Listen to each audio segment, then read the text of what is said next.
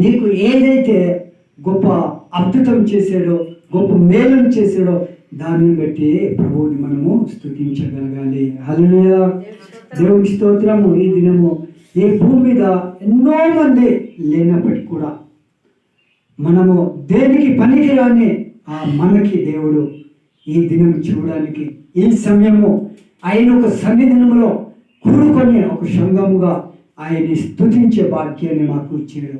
అదే దేవుడు చేసిన గొప్ప మేలు, అదే దేవుడు చేసిన గొప్ప అద్భుతం అనేసి మనము నమ్ముకోవాలి.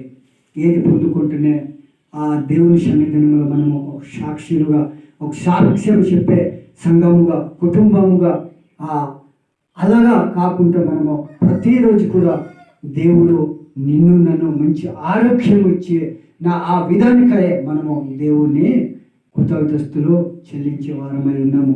ఇందాక స్తుతి ఆరాధనలో ఆయన చేసిన ఆ మేలును బట్టి మనము ఎవరిని థ్యాంక్ యూ చెప్పాలంటే ప్రభువుని మనము థ్యాంక్ యూ చెప్పే విధానము ఉండాలి. అనేక మందికి ఆ దేవుడు చేసిన ఆ మేలులు అనేసి ఆ దేవుడు ఒక గర్భఫలాన్ని ఇచ్చినప్పుడు అక్కడే దేవుని గురించి గొప్పగా చెప్తుంటారు. ఆ తర్వాత ఆ ఒక దినం చెప్పి ఇంకొక దినము మర్చిపోతున్నప్పుడు నాకు చాలా చాలా బాధ అనిపిస్తుంటుంది. ఈరోజు దేవుడు నీకు గొప్ప మేలు చేసినప్పుడు నీవు దేవుని గురించి గొప్పగా చెప్పుకుంటున్నావు. మరి ఆ రేపటి దినములో దేవుని ఒక సన్నిధినములో ఎందుకు ఇంత ఆలస్యము సమయం పాటించావు? మరి దేవుని ఒక సన్నిధినము వెళ్ళడానికి ఎందుకు ఇంత నెగ్లెక్ట్ చేస్తూ ఉన్నారు అనేసి నేను చాలా బాధపడుతుంటాను.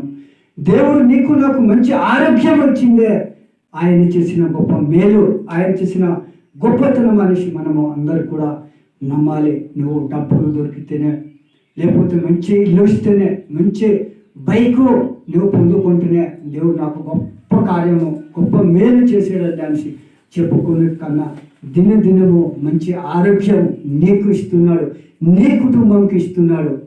దాన్ని